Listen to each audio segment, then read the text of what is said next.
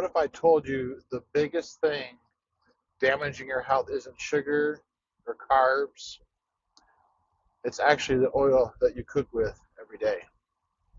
These seed oils are getting inside your cells, literally changing how your body functions. And most people have no idea it's happening. Hi, I'm Farmer Dan here.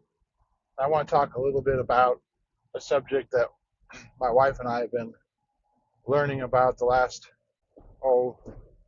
6 months or so, probably longer in some ways, but been looking and diving into the idea of cellular health and how that really affects so much of our health. And one of the biggest culprits they're finding out that causes cellular inflammation is seed oils. I know this is controversial. There's saturated fats, which have become evil. You've got your monounsaturated fats, which are things like your olive oil, avocado oil, coconut oil. And then you have polyunsaturated fats, which are your seed oils. That's going to be your soy oil, peanut oils, canola oils, cottonseed, grapeseed, like all these different oils that we've used. Some have even been considered healthy. My personal belief is saturated fats are what are healthy, so that those are going to be your animal fats. So your butter, your ghee, beef tallow, lard, those are going to be your what I believe to be healthy fats and what should be the primary fat we're consuming. And it's really quite simple for me. I'm a believer, so I personally believe the fats that God created from the beginning of time are going to be healthy. But all these seed oils are relatively new, and they're finding out there's a lot of side effects, or those that are looking at nutritional and looking at health from a holistic viewpoint. It does go against what mainstream medicine would promote. I think a lot of that has to do with big corporations and the food industry being combined, and there's a lot of money in sickness. Now, I don't believe for a second that doctors and nurses and all these healthcare providers have evil motives. I don't believe that for a second, but I think a lot of it is driven by the pharmaceutical companies and these other food industries.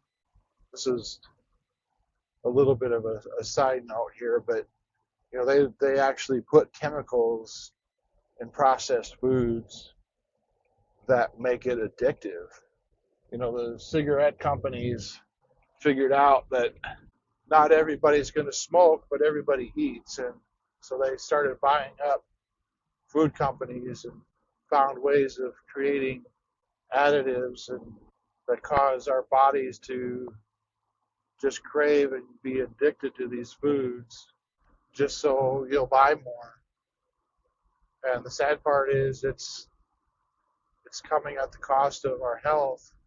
And it's really sad that these companies could care less about you and me and our health. It's just all about money and profits. But back to the seed oils, they're discovering really two things that are disrupting our cellular health or causing cellular inflammation. And we'll go into why that's important or what's happening with cellular inflammation here in a minute. But one we already talked about, and that was the seed oils.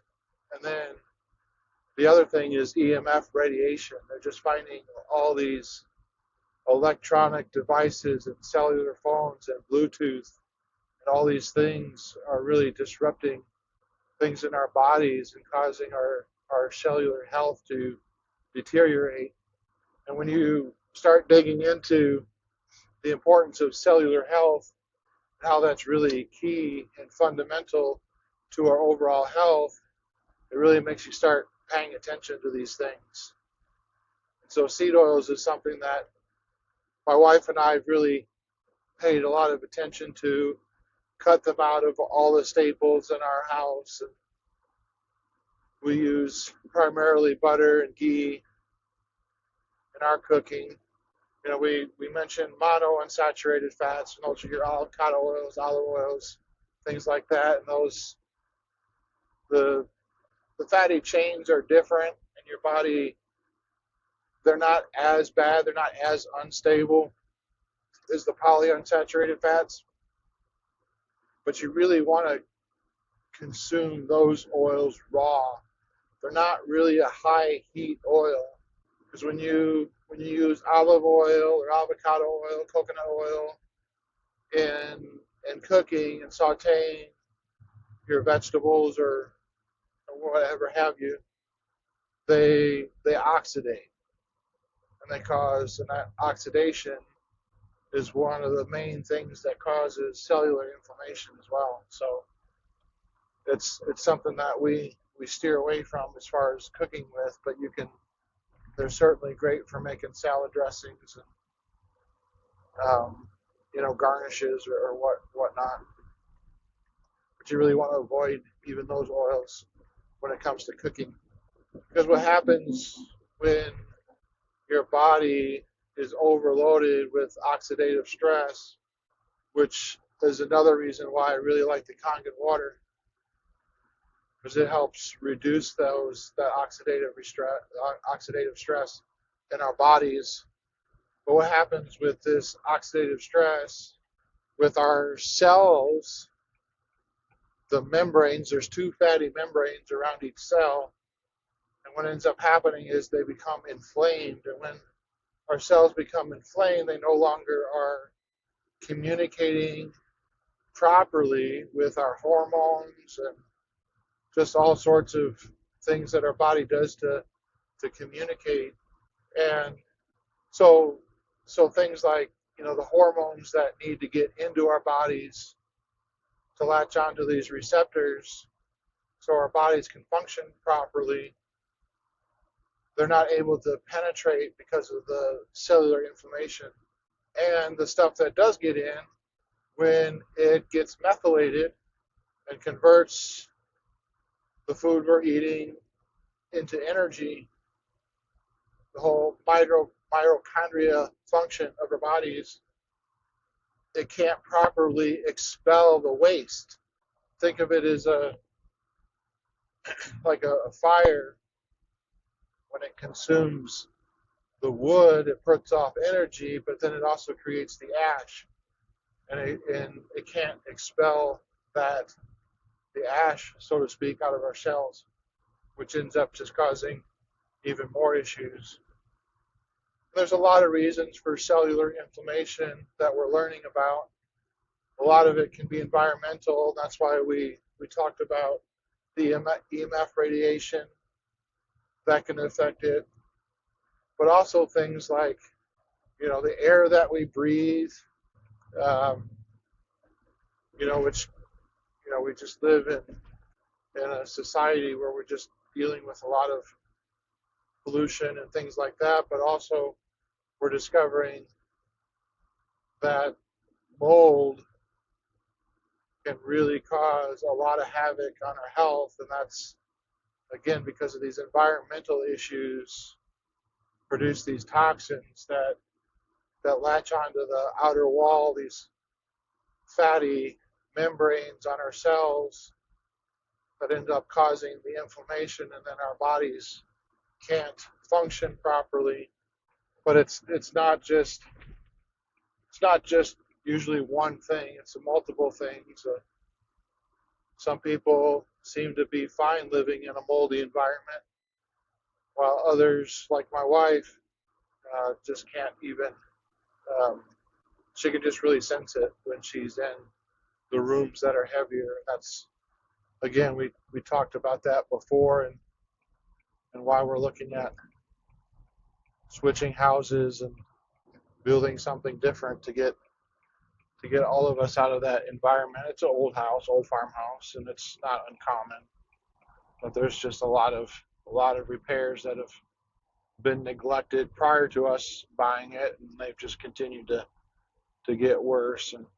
But I just really feeling really strongly how we need to be cutting these seed oils out, and the interesting thing is, sugars and carbs and those type of things, that have become kind of ostracized, so to speak, are less harmful to our bodies in the sense of our bodies can deal with that in a relatively quickly way, a way that's rather quick. It could take a week or two for our bodies to recover from consuming sugar, depending on how much. But they're finding that these seed oils and the effects of the seed oils can stay in your cells for up to a year and a half. So that really just really makes you start to, question what you eat. There's always the 80-20 rule, but I'm finding there's less and less that I feel like I can even overlook in that 20%. And again, it's not a staple in our house, but there's an app called Seed Oil Scout that you can get, and they rate different restaurants out there. That some are completely safe, they're seed oil free. Some you just have to make special requests, and some things are, certain items are, some aren't.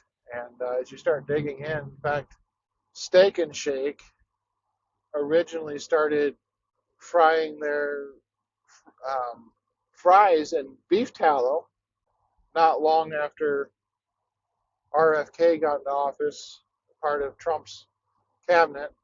But come to find out, it was still pre-soaked in vegetable oil, frozen. But they've actually made the efforts to even eliminate that from their food manufacturers. So now they're saying their fries, their tater tots, and their onion rings are 100% seed oil free. And I just think that's massive for a nationwide chain to see kind of where things are going and be willing to make that change. In fact, they've started using A2 milk for their shakes. They've started using butter instead of margarine. And it's exciting to me to see that somebody's paying attention to what the public wants.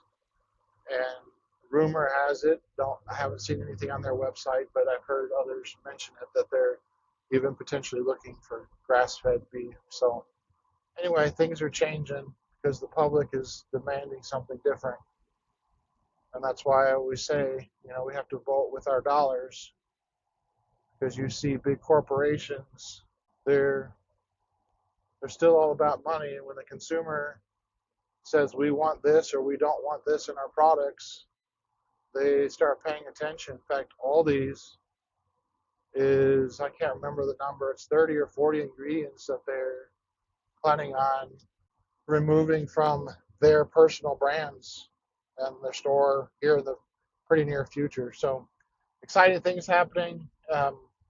Love to know what your thoughts are on seed oils or the things that we're expressing, and whether or not you agree or disagree, or if you have some experience with cellular health, or if seed oils have affected you, or maybe if you got some recipes or things that you like using beef tallow or lard and things like that. But anyway, those are my thoughts for now. Just kind of wanted to share that a little bit. And yeah, like to see some things change here. And so I'm excited. So for now, Farmer Dan, signing off.